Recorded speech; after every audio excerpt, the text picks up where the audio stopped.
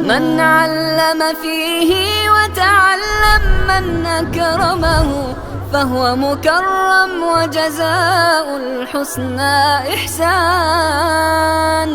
طبتم يا أهل القرآن. الحمد للہ رب العالمین والصلاة والسلام علی اشرف الانبیاء والمرسلین نبینا محمد وعلی آلہ وصحبہ اجمعین. اما بعد فاعوذ باللہ من الشیطان الرجیم. بسم اللہ الرحمن الرحیم. الحمد للہ الذی ہدانا لہذا وما كنا لنهتدي لولا ان هدانا الله. صدق اللہ العظیم. رب اشرح لي صدری ويسر لي امری واحلل عقدۃ من لسانی یفقهوا قولی. رب یسر ولا تعسر وتمم بالخیر. آمین یا رب العالمین. سورۃ الاعراف کی آیت میں نے آپ کے سامنے تلاوت کی ہے.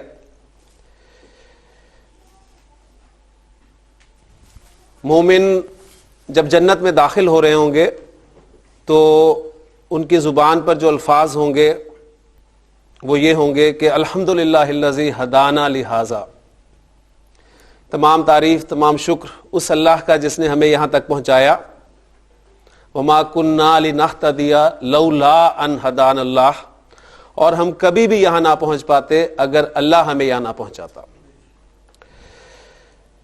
یہ آیت میں نے آپ کے سامنے خاص اس مقصد کے لیے تلاوت کی ہے اور اس کا ترجمہ آپ کے سامنے بیان کیا ہے کہ ہم یہاں پر آنے کے بعد اللہ تعالیٰ کا شکر ادا کریں.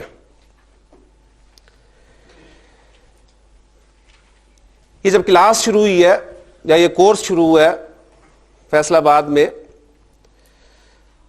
تو ایک سوال میں آپ سے اگر کروں کیا اس شہر میں فیصل آباد شہر میں قرآن مجید سے محبت کرنے والے یا قرآن مجید کو سمجھ کر پڑھنے والے لوگ بس اتنے سے ہی ہیں تو یقیناً آپ کا جواب ہوگا کہ نہیں. اتنی بڑی آبادی فیصل آباد کی اس میں سے اس کورس کے لیے پتہ نہیں کتنے لوگوں نے یہاں پر آنے کا ارادہ کیا ہوگا اور ان ارادہ کرنے والوں میں سے کتنے لوگ یہاں پر پہنچ پائے ہیں.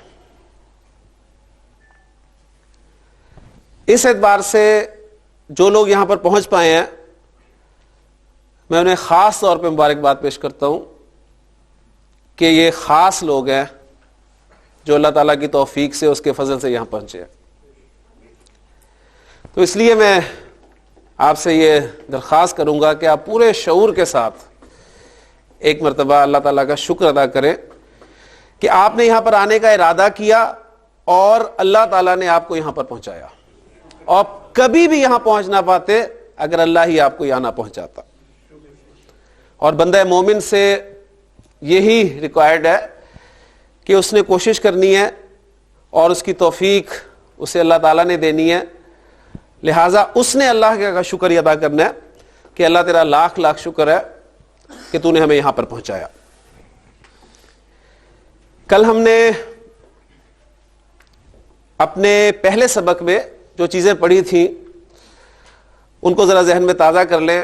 ہم نے عربی زبان میں استعمال ہونے والے حروف الہجا کے بارے میں پڑھا تھا اور آج تجوید کے پیریڈ میں آپ نے ان حروف الہجا کو ایک مرتبہ تفصیل سے مزید پڑھ لیا اور ان کو پڑھنے کا طریقہ وہ بھی آپ کے سامنے بالکل واضح ہو گیا الحمدللہ کہ وہ حروف جو اردو میں اے ساؤنڈ پر ختم ہوتے ہیں ان کو ہم نے عربی میں آ ساؤنڈ کے ساتھ ادا کرنا ہے. نورانی قاعدہ میں چونکہ وہ حروف لکھے ہی ایسے ہوتے ہیں الف پھر با وہ بے اور الف کے ساتھ لکھا ہوتا ہے, پھر اسی طرح تا لکھا ہوتا ہے, اسی طرح سا لکھا ہوتا ہے, تو اس لیے ہمیں وہاں پر پڑھنے میں کوئی مشکل پیش نہیں آتی. لیکن اگر ایسا نہ لکھا ہو, جیسا کہ بورڈ پہ ابھی آپ کے سامنے حروف آئیں گے, تو اس وقت ہمیں یہ فارمولا جو ہے ہماری مدد کرے گا کہ ہم اس حرف کو پہلے اردو میں پڑھ کے دیکھیں گے کہ ہاں اس کی ساؤنڈ جو ہے وہ اے پر ختم ہو رہی ہے, لہٰذا ہم نے اب اس کو اے کے ساتھ نہیں بلکہ آ کے ساتھ پڑھنا ہے, یعنی الف کے ساتھ پڑھنا ہے. اس کے بعد ہم نے بنیادی حرکات جو ہیں وہ زیر زبر پیش, ان کے بارے میں پڑھا, علامت سکون کو دیکھا, اور پھر حروف الہجا کی تعداد جو ہمارے سامنے آئی تھی وہ تھی 28 یا 29, اور اس فرق کی وجہ بھی میں نے آپ کو بتا دی تھی کہ وہ فرق جو ہے وہ الف اور حمزہ کا فرق ہے, اور الف اور حمزہ میں فرق کیا ہے یہ بھی الحمدللہ آپ کو کلیئر ہو چکا ہے کہ ہر وہ الف جس پر 3 بنیادی حرکات زیر, زبر یا پیش یا پھر علامت سکون یہ آ جائیں تو اب وہ الف جو ہے وہ الف نہیں رہتا بلکہ حمزہ بن جاتا ہے. اور اس حوالے سے ہم نے الحمدللہ کل پہچان کی تھی. 2 الفاظ میں نے آپ کے سامنے بورڈ پہ لکھے تھے, ایک تھا اقرا اور ایک انسان, اور پھر ان دونوں الفاظ میں ہم نے الف اور حمزہ کو جو ہے وہ پہچانا تھا کہ اقرا ورڈ جو ہے اس میں کوئی الف نہیں ہے, پہلا والا وہ بھی حمزہ ہے اور آخری والا وہ بھی حمزہ ہے, جبکہ انسان میں پہلا والا تو حمزہ ہے لیکن جو دوسرا ہے نون سے پہلے وہ الف ہے. تو پچھلے سبق کی ریویژن میں نے آپ کے سامنے کر دی ہے, اب ہم اسی سبق کو مزید آگے بڑھاتے ہیں. تو جو 2 الفاظ آپ کے سامنے آئے تھے اقرا اور انسان, اگر ان الفاظ پر آپ غور کریں تو یہ الفاظ کیسے بنے ہیں؟ یہ الفاظ انہی حروف الہجا اور وہ جو بنیادی حرکات میں نے آپ کے سامنے رکھی تھی ان سے مل کر بنے. تو الحمدللہ پہلا فارمولا عربی گرامر کا ہم نے پڑھ لیا ہے. وہ فارمولا کیا ہے کہ حروف اور حرکات ان کے ملنے سے لفظ بنتے ہیں. یعنی اقرا آپ کا ایک لفظ ہے, انسان آپ کا ایک لفظ ہے. تو پہلا فارمولا الحمدللہ ہمارا جو ہے وہ سامنے آ گیا ہے کہ حروف اور حرکات کا مجموعہ جو ہے وہ لفظ بناتا ہے. مثلا مزید کچھ پریکٹس کر لیتے ہیں. مثلا یہ میرے ہاتھ میں جو ایک چیز ہے اس کا کیا نام ہے؟ قلم. تو حروف الہجا جو ہمارے 28 حروف الہجا ہیں ان میں سے قاف, لام اور میم میں نے لیے حروف اور ان پر مناسب حرکات لگائیں تو یہ لفظ بن گیا قلم. پھر اسی طرح آپ لوگ یہاں پر کیوں آئے ہیں؟ کیا حاصل کرنے آئے ہیں؟ علم. ٹھیک ہے, تو انشاءاللہ تعالی جب عربی پڑھیں گے تو اردو بھی ہماری ٹھیک ہوگی. تو علم ہم نہیں حاصل کرنے آئے, یہاں پر ہم علم حاصل کرنے آئے ہیں. اور علم جو ہے وہ عین, لام, میم ان حروف اور ان پر مناسب حرکات یا علامت سکون جو ہم نے پڑھا ہے اسی کے حوالے سے ابھی تک میں بات آپ کے سامنے رکھ رہا ہوں, علم. پھر اسی طرح کل جو بات ہوئی تھی کہ ہماری بولی جانے والی زبان اردو میں 80% الفاظ جو ہیں وہ عربی کے. تو قلم یہ عربی کا لفظ ہے, علم یہ عربی کا لفظ ہے, کرسی یہ عربی کا لفظ ہے, آیت الکرسی, وسع کرسیہ السماوات والارض. پھر ایک بہت پیارا لفظ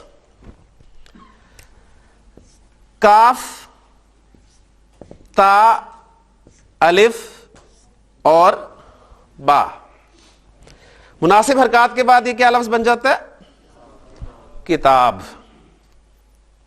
یہ بھی عربی کا ہی لفظ ہے. اور جب بھی میں کتاب کی بات کرتا ہوں تو میرے سامنے فوری طور پہ کتاب زندگی آ جاتی ہے. یعنی وہ جو کتاب ہدایت قرآن وہ تو ہے ہی ہے, لیکن جو کتاب جسے میں آج آپ کو انٹروڈیوس کرانے لگا ہوں وہ کتاب میری اور آپ کی زندگی کی کتاب ہے، اور یہ وہ کتاب ہے جس کے رائٹر اور آتھر میں، آپ، ہم خود ہیں۔ ہم میں سے کسی کو جرأت نہیں ہے کہ ہم ایک دوسرے کی کتاب میں کچھ ایڈ کر سکیں یا نکال سکیں، اور قرآن مجید پڑھنے والا ہر قاری اس بات کو جانتا ہے کہ قیامت کے دن یہی کتاب اس کے ہاتھ میں پکڑائی جائے گی، اور اللہ تعالیٰ اسے فرمائے گا کہ اقرا کتابک، پڑھ اپنی کتاب۔ اس لیے کہ یہ جو کتاب زندگی ہے، اس کتاب کا ایک صفحہ ہم میں سے ہر کوئی روزانہ لکھتا ہے اور پھر اس کو پلٹ دیتا ہے، پھر لکھتا ہے، پلٹ دیتا ہے، اور یہ کتاب جو ہے یہ اس کا والیوم ہر ایک کے حساب سے مختلف ہے۔ اور ہم سب یہ بھی جانتے ہیں کہ ایک دن ایسا آئے گا کہ ہم اس کتاب کا، یعنی اس کتاب زندگی کا آخری صفحہ لکھ رہے ہوں گے، اور ہمارے مرتے ہی، ہماری آنکھ بند ہوتے ہی ہمارے ساتھ یہ کتاب بھی بند کر دی جائے گی، اور پھر قیامت کے دن یہی کتاب جو ہے اللہ تعالیٰ ہمارے ہاتھ میں پکڑائے گا اور کیا فرمائے گا کہ اقرا کتابک، پڑھ اپنی کتاب، کفا بنفسک الیوم علیک حسیبا، آج تو اپنا حساب کرنے کے لیے خود کافی ہے۔ آج کوئی آڈیٹرز ان کی ضرورت نہیں ہے، پڑھو اور اپنا حساب خود ہی کرو۔ اور پھر قرآن مجید کا مزید مطالعہ ہمیں یہ بھی بتاتا ہے کہ یہ کتاب یا تو انسان کو اعزاز کے ساتھ اس کے دائیں ہاتھ میں پکڑائی جائے گی، یا پھر یہ کتاب جو ہے اس کے بائیں ہاتھ میں دی جائے گی۔ ہماری حیثیت اس دنیا کی زندگی میں ایک طالب علم کی ہے۔ کس طرح؟ اس لیے کہ ہم اس دنیا کو کیا کہتے ہیں کہ دنیا ہمارے لیے دارالامتحان ہے، اور امتحان میں طالب علم ہی جو ہیں وہ شمولیت اختیار کرتے ہیں۔ تو ہم سب طالب علم ہیں، اور جب بھی امتحان ہوگا اس کا رزلٹ ضرور نکلے گا۔ تو رزلٹ کب نکلے گا؟ وہ قیامت کے دن رزلٹ نکلے گا، اور رزلٹ والے دن ہمیشہ دو طرح کے ہی طلبہ ہوتے ہیں، ایک کامیاب ہونے والے اور دوسرے ناکام ہونے والے۔ لہذا وہی دو طلبہ، دو ایک قسم کے طلبہ، ان کو سامنے رکھتے ہوئے بڑی خوبصورت انداز سے اللہ تعالیٰ نے یہ بات ہمیں سمجھانے کی کوشش کی ہے، اور قرآن مجید میں دو مقامات پر اس کیفیت کو بڑے خوبصورت الفاظ میں بیان کیا گیا، سورۃ الحاقہ میں اور سورۃ الانشقاق میں۔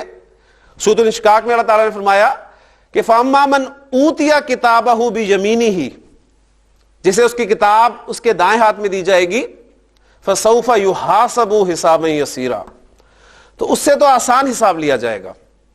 اور آسان حساب کیا ہے؟ آپ الحمدللہ جانتے ہیں کہ ایک مرتبہ نبی کریم صلی اللہ علیہ وسلم دعا مانگ رہے تھے کہ اللہم حاسبنی حسابا یسیرا، اے اللہ مجھ سے آسان حساب لینا۔ حضرت عائشہ رضی اللہ تعالیٰ عنہ نے پوچھا کہ اللہ کے رسول صلی اللہ علیہ وسلم یہ آسان حساب کیا ہے؟ تو آپ نے فرمایا کہ عائشہ رضی اللہ تعالیٰ عنہ، بندے کے نامہ اعمال پر نظر ڈالی جائے گی، اس کی نیکیوں کو اپریشیٹ کیا جائے گا، اس کی غلطیوں کو، اس کی کوتاہیوں کو درگزر کیا جائے گا، اگنور کیا جائے گا، اور اسے کامیاب کر کے، پاس کر کے جنت میں بھیج دیا جائے گا۔ تو یہ ہے آسان حساب۔ پھر آپ نے فرمایا کہ جس کا حساب شروع ہو گیا فقد ہلاکا، وہ تو ہلاک ہو گیا۔ اس لیے ہمیں اللہ تعالیٰ سے یہ دعا ضرور کرتے رہنے چاہیے کہ اللہم حاسبنا حسابا یسیرا، کہ اللہ ہم سب سے آسان حساب لینا۔ اور پھر آگے بڑے خوبصورت الفاظ ہے وَيَنْقَلِبُ إِلَىٰ أَهْلِهِ مَسْرُورًا، یعنی جسے اس کی کتاب، یعنی اس کا رزلٹ کارڈ، یعنی اس کا اعمال نامہ۔ رزلٹ کارڈ کیا ہوتا ہے؟ اعمال نامہ ہی ہوتا ہے نا۔ یعنی رزلٹ کارڈ جب بچہ لے کر آتا ہے گھر پہ تو یہی کہا جاتا ہے ہاں دکھاؤ اپنا اعمال نامہ، کیا کر کر آئے ہو۔ تو جسے اس کا اعمال نامہ اس کے دائیں ہاتھ میں دیا جائے گا، اس سے پہلا جو اس پر کرم ہوگا وہ یہ کہ اسے آسان حساب لیا جائے گا. وَيَنْقَلِبُ إِلَىٰ أَهْلِهِ مَسْرُورًا, اور وہ خوشی خوشی اپنے گھر والوں کی طرف لوٹے گا. کیوں لوٹے گا؟ اس لیے کہ ایک کامیاب ہونے والا طالب علم اپنے پاس ہونے کی خوشی کو سب سے پہلے کس کے ساتھ شیئر کرتا ہے؟ اپنے گھر والوں کے ساتھ. اور اسی مضمون کو سورۃ الحاقہ میں بیان فرمایا گیا کہ فَأَمَّا مَنْ أُوتِيَ كِتَابَهُ بِيَمِينِهِ فَيَقُولُ هَاؤُمُ اقْرَءُوا کتابیہ.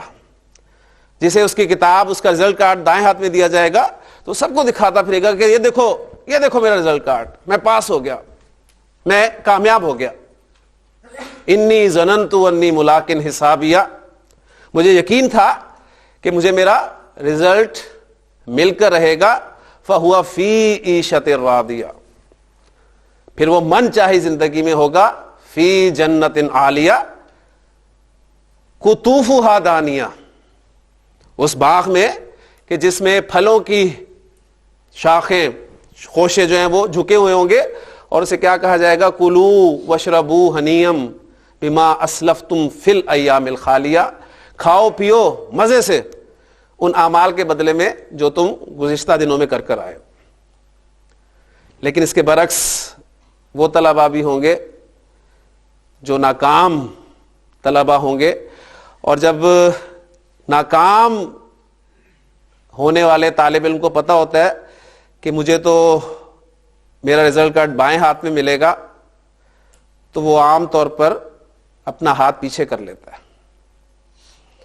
تو قرآن مجید میں سورۃ انشقاق میں اس کیفیت کو بھی بیان فرمایا گیا کہ وَأَمَّا مَنْ أُوتِيَ كِتَابَهُ وَرَاءَ ظَهْرِهِ، جیسے اس کا رزلٹ کارڈ اس کی پیٹھ کے پیچھے سے پکڑایا جائے گا. فَسَوْفَ يَدْعُو ثُبُورًا، تو وہ تو موت کو پکارے گا، وہ تو چیخ پکار کرے گا کہ مارا گیا، میں تو برباد ہو گیا.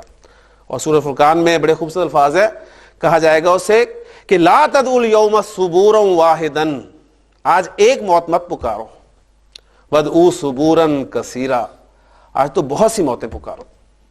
یعنی موت کا تو وہاں پھر کام ہی ختم ہے.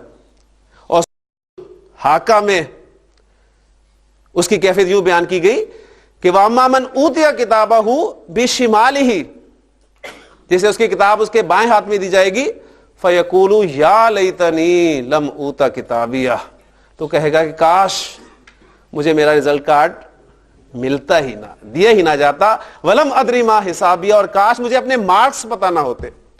اور یقین مانے یہ بھی ایک ناکام ہونے والے طالب علم کی کیفیت ہے کہ جس نے فیل ہونا ہوتا ہے اس کی خواہشات کچھ ایسی ہی ہوتی ہیں کہ کاش میرا پیپر ہی کہیں گم ہو جائے، کاش ریکارڈ روم کو ہی آگ لگ جائے، کاش میرے مارکس لگاتے ہوئے ایگزامینر کو نیند آ جائے. عجیب طرح یعنی ناممکن خواہشات جو ہے وہ انسان کرتا ہے. تو وہاں پر بالکل وہی بڑے خوبصورت الفاظ ہیں کہ یا لیتنی لم اوتا کتابیہ ولم ادری ما حسابیہ یا لیتہا کانت القاضیہ، اور اے کاش وہ جو مجھے زندگی میں موت آئی تھی نا وہی میرا فیصلہ کر دیتی. ما اغنا انی مالیہ، دنیا کی زندگی میں دو ہی طریقے ہیں انسان کو کام کروانے کے، یا تو پیسہ یا پھر اختیار، لیکن کچھ بھی نہیں ہوگا. اس لیے ما اغنا انی مالیہ، میرا تو مال بھی میرے کچھ کام نہ آیا. ہلاک انی سلطانیہ، میری تو حکومت، میرا اقتدار، میرا سٹیٹس ہلاک ہو گیا. اور پھر اس کا کیا انجام ہوگا وہ آگے الفاظ ہیں. ٹاپک بہرحال ہمارا ہٹ رہا ہے، لیکن صرف میں آپ کو توجہ دلا رہا ہوں کہ ہم نے جو کل بات کی تھی کہ وَلَقَدْ يَسَّرْنَا الْقُرْآنَ لِلذِّكْرِ فَهَلْ مِن مُدَّكِرٍ، کہ یقیناً ہم نے قرآن کو نصیحت حاصل کرنے کے لیے آسان کر دیا. تو مجھے بتائیں کہ ان آیات کے حوالے سے کسی لمبی چوڑی تفسیر کی ضرورت ہے آپ کو؟ یہ آیات آپ کے سامنے آئے اور ان کا صرف مفہوم آپ کو آتا ہو، اور مفہوم کب ممکن ہے آنا؟ جب آپ کو اس کلام کی زبان آتی ہوگی، اور جب آپ کو زبان آتی ہوگی تو قرآن پاک آپ پڑھیں گے. ان دونوں جگہوں سے آپ پتہ نہیں کتنی مرتبہ قرآن مجید کی گزرے ہیں، لیکن کبھی بھی آپ نے توجہ نہیں کی کہ یہ تو ہمارا ہی ذکر ہے. تو اب ہم نے یہ طے کرنا ہے کہ ہم اپنی اس کتاب کو، اس کتاب زندگی کو کس ہاتھ میں لینے کی تیاری کر رہے ہیں.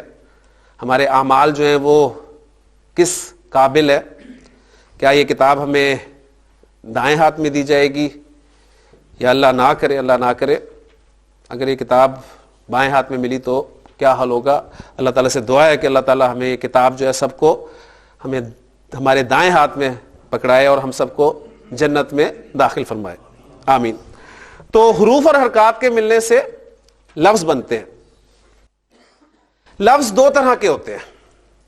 ایک لفظ کی قسم ہوتی ہے جس کے کچھ نہ کچھ معنی ہوتے ہیں، لہذا اس لفظ کو بامعنی لفظ کہتے ہیں. اور ایک لفظ کی قسم ہوتی ہے جس کے کوئی معنی نہیں ہوتے اور اس کو بے معنی لفظ کہتے ہیں. بامعنی میننگ فل ورڈز اور بے معنی میننگ لیس. بامعنی اور بے معنی کا فرق آپ جانتے ہیں. ابھی انشاءاللہ تعالی اس کلاس کے بعد آپ نماز پڑھیں گے اور پھر اس کے بعد چائے شائے پیئیں گے. تو چائے تو آپ پیئیں گے لیکن یہ شائے اور بسکٹ وسکٹ بھی کھائیں گے. تو بسکٹ تو کھا لیں گے، بسکٹ یا شسکٹ یہ ہم اکثر اپنی زبان میں بولتے ہیں. یعنی لفظ ہماری زبان جو کچھ باہر پھینکتی ہے منہ سے اس کو لفظ کہتے ہیں. اور وہ لفظ جو ہے وہ بامعنی بھی ہو سکتا ہے اور بے معنی بھی ہو سکتا ہے. ٹھیک ہے. اب چونکہ ہمارا سکوپ کیا ہے یہاں پر قرآن مجید پڑھنا، اور قرآن مجید میں کوئی بے معنی لفظ استعمال نہیں ہوا ہے، لہذا ہم اس کی بات ہی نہیں کریں گے. بے معنی لفظ کو گرامر میں کہتے کیا ہے میں یہ بھی نہیں بتاؤں گا آپ کو، کیونکہ زیادہ آپ کے ذہن پہ میں بوجھ نہیں ڈالنا چاہوں گا. بامعنی لفظ اس کو کہتے کیا ہے؟ بامعنی لفظ عربی گرامر میں کلمہ کہلاتا ہے. کیا کہلاتا ہے؟ کلمہ. ہم عام طور پہ کلمہ بولتے ہیں، لیکن ہم نے اب چونکہ عربی پڑھنی شروع کی ہے لہٰذا اب ہم اسے کلمہ کہیں گے. جب بھی کسی زبان کے قواعد مرتب کیے جاتے ہیں تو اس زبان میں استعمال ہونے والے تمام بامعنی الفاظ کی گروپنگ کر لی جاتی ہے. یعنی کچھ لوگ سر جوڑ کر بیٹھتے ہیں اور وہ زبان میں استعمال ہونے والے جو بامعنی الفاظ ہیں ان کو اکٹھا کر لیتے ہیں اور پھر ان کے کچھ گروپس بنا دیتے ہیں.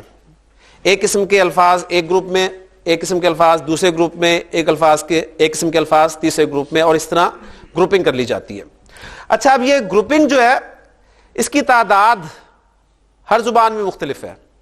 اب چونکہ ہمارا زیادہ آپ یعنی اردو گرامر سے اتنا زیادہ آپ کو واقفیت حاصل نہیں ہوگی، لیکن انگلش گرامر پھر بھی کسی نہ کسی حد تک ہم نے پڑھی ہوئی ہے یا ہمیں پڑھائی گئی ہے.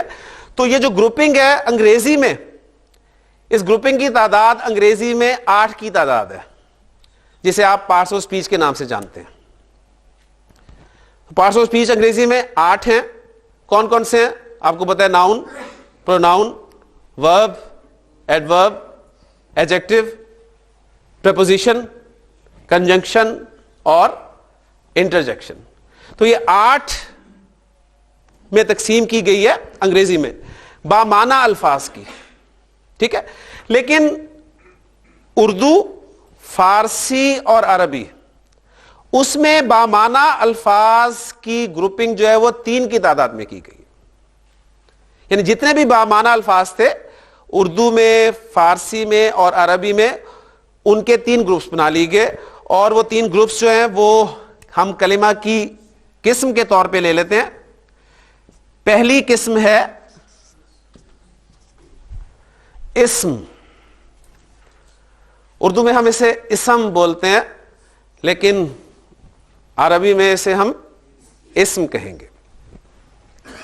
دوسری تقسیم فعل، اور تیسری حرف. ان سے بھی آپ واقف ہیں. تو عربی زبان میں کلمہ کی کتنی اقسام ہیں؟ 3: اسم، فعل اور حرف. اب ظاہر بات ہے جو انگریزی میں 8 کی تعداد میں تقسیم کیا گیا الفاظ کو, تو وہ 8 جو ہیں وہ انہی میں مرج ہوں گے, ذہن میں رکھیے گا. یعنی اس میں سے جو بچیں گی چیزیں وہ انہی 3 میں سے کہیں نہ کہیں مرج ہوں گے. اور وہ کون کون سی مرج ہوں گی, یہ آہستہ آہستہ انشاءاللہ تعالی ہمیں پتہ چلے گا.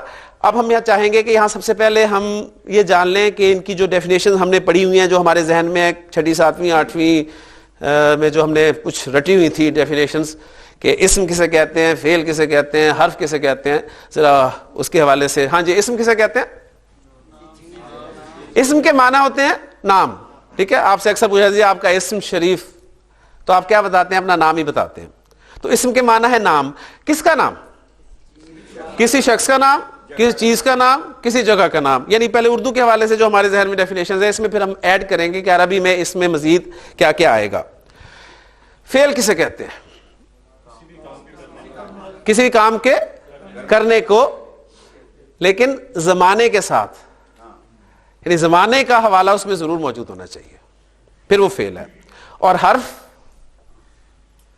اپنا معنی کوئی نہیں رکھتا جب تک اسم یا فعل کے ساتھ اس کو جوڑا نہ جائے.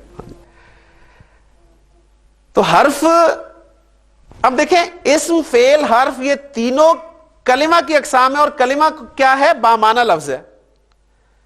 ٹھیک ہو گیا؟ لہذا حرف وہ کلمہ ہوگا جو اپنا مفہوم اس وقت واضح کرے گا جب کسی دوسرے کلمہ کے ساتھ مل کر آئے گا. اب چونکہ یہی ایک نئی چیز آپ کے لیے تھی, تو اس حوالے سے ایک ایگزامپل میں آپ کو دے دیتا ہوں. دیکھیں, میں کہتا ہوں پر, اردو میں پہلے ایگزامپل دے لیتے ہیں. پر, یہ پر ایک حرف ہے اور اس کے اپنے ایک معنی ہے. پر کے ایک معنی ہے, یعنی میں نے جب پر بولا تو آپ کے ذہن میں فوری طور پہ ایک مفہوم آ گیا. یہ پر وہ والا پر نہیں, بلکہ پر آن ایٹ والا پر.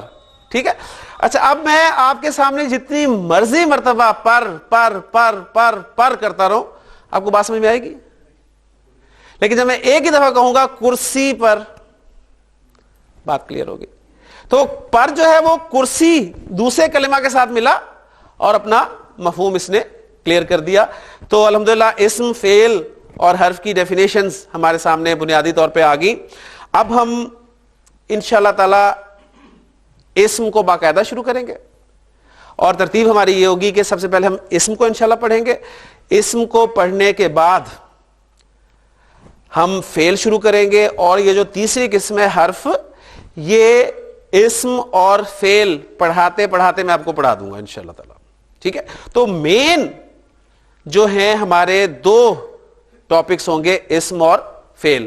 اب یہاں سے ایک بات اور ریزلٹ کے طور پہ آپ کے سامنے آتی ہے کہ قرآن مجید کا یا حدیث کا کوئی بھی لفظ آپ کے سامنے آتا ہے, وہ گرامر کے اعتبار سے یا تو اسم ہوگا یا فعل ہوگا یا حرف ہوگا, اس سے باہر کچھ نہیں ہوگا.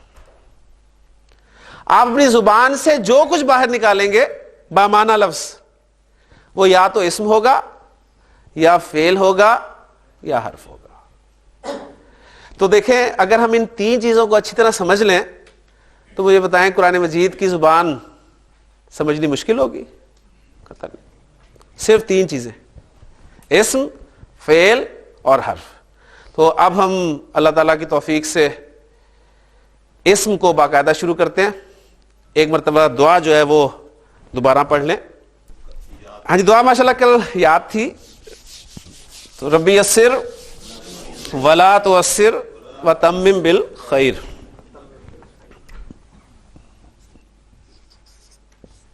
اسم ڈیفینیشن آپ کے سامنے آ گئی ہے. اسم سے مراد نام ہے, اور کسی شخص کا نام. مثلا آپ کہتے ہیں زید, شخص کا نام ہو گیا. پھر اسم جب بھی آئے گا آپ کے سامنے عربی میں, تو ذہن میں رکھیے گا کہ اب انگریزی کی تقسیم کو بھی سامنے رکھیں. ناؤن اسم, پروناؤن, وہ جو پروناؤن ہے وہ بھی آپ کا اسم میں ہی آئے گا. یعنی پروناؤن کو کیا کہتے ہیں اردو میں؟ اسم ضمیر. ٹھیک ہے, تو اسم ضمیر, اسم ساتھ لگا ہوا, اس کے لہذا آپ کا جو پروناؤن ہے جو ضمیر ہے وہ بھی اسم کی کیٹیگری میں آئے گا. اور پروناؤنس کیا ہیں آپ کے؟ میں سب سے پہلے, اور میں کیا ہے؟ انا. انا, انا کیا ہے؟ آئی. ٹھیک ہے, تو میں انا. پھر ان پروناؤنس کی مزید جو ہے وہ آگے قسمیں ہوں گی, وہ انشاءاللہ جب پڑھیں گے تو اس وقت ہم سامنے رکھیں گے. کسی چیز کا نام, مثلا قلم, کسی جگہ کا نام مثلا مسجد,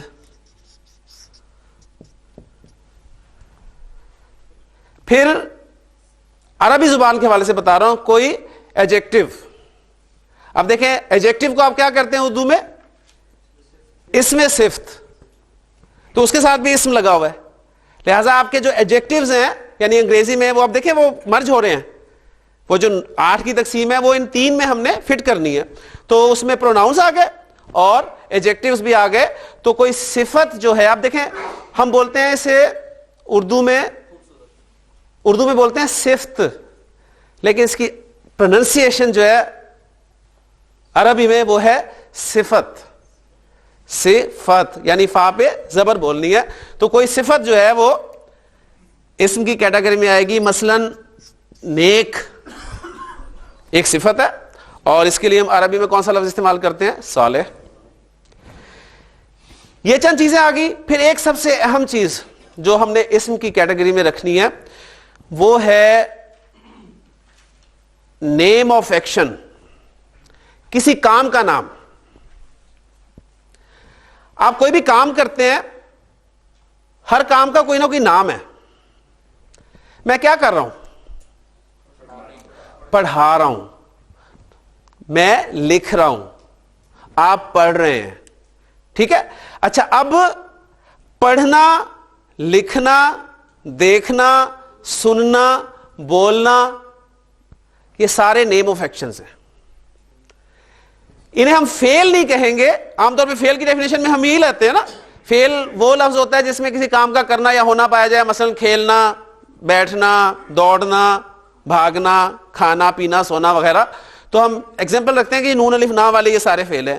لیکن اب یہاں تھوڑا سا ذرا ہم فرق کریں گے کہ جتنے بھی نیم آف ایکشنز ہیں یہ اصل میں اس میں زمانے کا ذکر نہیں ہے. دیکھنا, اس میں کوئی زمانہ پایا جا رہا ہے؟ دیکھا, اس میں زمانہ ہے. میں کہتا ہوں اس نے دیکھا, تو آپ کو پتہ چل جائے گا کام دیکھنے کا ہوا ہے, لیکن ساتھ زمانہ بھی پتہ چل رہا ہے ماضی کا. دیکھتا ہے یا دیکھے گا, اس میں آپ کو پتہ ہے کام ہو رہا ہے دیکھنے کا, لیکن ساتھ زمانہ بھی پتہ چل رہا ہے. تو دیکھا, دیکھتا ہے یا دیکھے گا, یہ ہمارے افعال ہوں گے, فعل ہوں گے. اور دیکھنا جو ہوگا یہ ہمارا اسم ہوگا. تو نیم آف ایکشن جسے آپ وربل ناؤن بھی کہہ سکتے ہیں, جسے آپ انفینیٹیو بھی کہہ سکتے ہیں, تو یہ بھی آپ کا اسم کی کیٹیگری میں آئے گا. مثلا مارنا ایک کام ہے, ایک کام کا نام ہے, تو اس کے لیے عربی میں لفظ استعمال ہوتا ہے ضرب. کہتا نا میں نے ضرب لگائی, تو ضرب جو ہے یہ نیم آف ایکشن ہے. تو اسم کے حوالے سے الحمدللہ ہمارے سامنے مزید ایک بات آ گئی. اب میں نے چونکہ اسم کو استعمال کرنا ہے اپنی گفتگو میں, اپنی تحریر میں لانا ہے, تو عربی زبان میں کسی بھی اسم کو صحیح طریقے سے استعمال نہیں کر سکتا جب تک مجھے اس کے بارے میں 4 باتیں معلوم نہ ہوں. جی ڈاکٹر صاحب میں نے کیا کہا؟ جب تک 4 باتیں نہ معلوم ہوں اس کی صحیح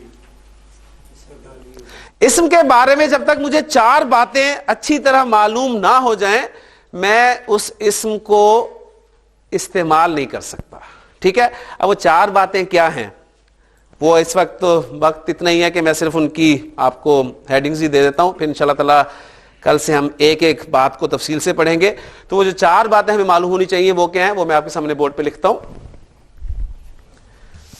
کسی بھی اسم کو جملے میں استعمال کرنے کے لیے مجھے اس اسم کی جنس یعنی جینڈر یعنی مذکر یا مؤنث اس اسم کا مذکر یا مؤنث ہونا معلوم ہونا چاہیے، ورنہ میں غلطی کروں گا. قلم یا چلیں کرسی، کرسی کو جملے میں استعمال کریں ذرا، جس سے مجھے پتہ چلے کہ اسم کرسی جو ہے اردو میں مذکر ہے یا مؤنث ہے. کرسی پڑھی ہے، کبھی آپ نے کہا کرسی پڑھا ہے؟ ٹھیک ہے، یعنی آپ کی بات میں کر رہا ہوں، آپ نے تو نہیں کہا نا کبھی. ٹھیک ہے، کرسی اردو میں ہمیشہ پڑھی ہوتی ہے، صحیح ہے. اچھا، اب کرسی اردو میں مؤنث استعمال ہو رہی ہے، حالانکہ کرسی سیکس کے حوالے سے کچھ بھی نہیں ہے، ٹھیک ہے نا، لیکن ہم اس کرسی کو اردو میں مؤنث استعمال کر رہے ہیں. ٹھیک ہو گیا. اچھا، اب یعنی ہر لفظ ہر زبان میں جنس کے اعتبار سے مختلف ہوگا. دلچسپی کی بات یہ کہ کرسی عربی میں مذکر ہوگی. بات سمجھ میں آئی؟ یعنی یہ دیکھیں دلچسپی آپ کی یہاں سے بنے گی کہ کرسی اردو میں مؤنث ہے لیکن عربی میں مذکر ہوگی. اب مذکر مؤنث کا ہمیں کیسے پتہ چلے گا؟ کوئی اسم مذکر ہے مؤنث ہی ہمیں پڑھنا پڑے گا نا اس کے بارے میں. تو اس لیے پہلا اہم ٹاپک ہمارا ہوگا، ہمیں اسم کے جنس کے بارے میں جاننا ہوگا کہ کون سے اسماء جو ہیں عربی میں مذکر استعمال ہوتے ہیں، کون سے مؤنث. جو مذکر ہیں وہ تو حقیقی مذکر ہیں ہی ہیں، جو مؤنث ہیں حقیقی طور پہ وہ تو مؤنث ہیں ہی ہیں. دوسرے جو الفاظ ہم استعمال کرتے ہیں، مثلا کتاب، ہم اردو میں کیا کہتے ہیں؟ میری کتاب. میری کتاب، کبھی میرا کتاب نہیں کہا، لیکن عربی میں کتاب جو ہے وہ مذکر ہے. اردو میں ہم کہتے ہیں آسمان نیلا ہے، لیکن عربی میں آسمان مؤنث ہے. ٹھیک، تو یہ ایک دلچسپ ٹاپک ہے، سب سے پیارا اور دلچسپ ٹاپک عربی کا جنس کے حوالے سے. نمبر 2، مجھے اسم کے عدد کے بارے میں پتا ہونا چاہیے. عدد سے مراد اسم کا نمبر ہے، اور نمبر سے مراد آپ جانتے ہیں واحد اور جمع. اردو میں، انگریزی میں سنگولر پلورل، لیکن عربی میں عدد 3 ہے. واحد ایک کے لیے، جمع کل بھی مفتی صاحب بات کر رہے تھے آپ کے سامنے 2 سے زیادہ کے لیے، ٹھیک ہے، اور 2 کے لیے مثنیٰ یا تثنیہ. اور نمبر 3 اسم کی وسعت. وسعت سے مراد کیپیسٹی، اور کیپیسٹی سے مراد اسم کا نکرہ یا معرفہ ہونا، یہ بھی آپ کے علم میں. اور چوتھی چیز اسم کا اعراب. اعراب کسے کہتے ہیں؟ آپ کے ذہن میں فوری طور پہ آ جائیں گی حرکات، جبکہ اعراب اور حرکات میں ایک بہت بڑا فرق ہے. کل انشاءاللہ تعالی یہیں سے ہم اپنے سبق کو شروع کریں گے. جو آج آپ کو سبق ملا ہے وہ یہ ملا ہے کہ حروف اور حرکات کے ملنے سے لفظ بنتے ہیں. لفظ کی 2 اقسام ہیں، بامعنی اور بے معنی. بامعنی لفظ کو کلمہ کہتے ہیں. کلمہ کی 3 اقسام ہیں، اسم، فعل، حرف. اور اسم کو ہم اگر جملے میں استعمال کرنا چاہتے ہیں، کسی ترکیب میں لانا چاہتے ہیں، تو 4 باتیں مجھے اس کے بارے میں معلوم ہونی چاہیے: اسم کی جنس، عدد، وسعت اور اعراب. اب ان کے بارے میں تفصیل سے انشاءاللہ تعالی ہم پڑھیں گے. اللہ تعالیٰ سے دعا کرتے رہیں کہ اللہ تعالیٰ ہمارے لیے آسانیاں فرمائے. سبحانک اللہم و بحمدک، اشہد ان لا الہ الا انت، استغفرک و اتوب الیک.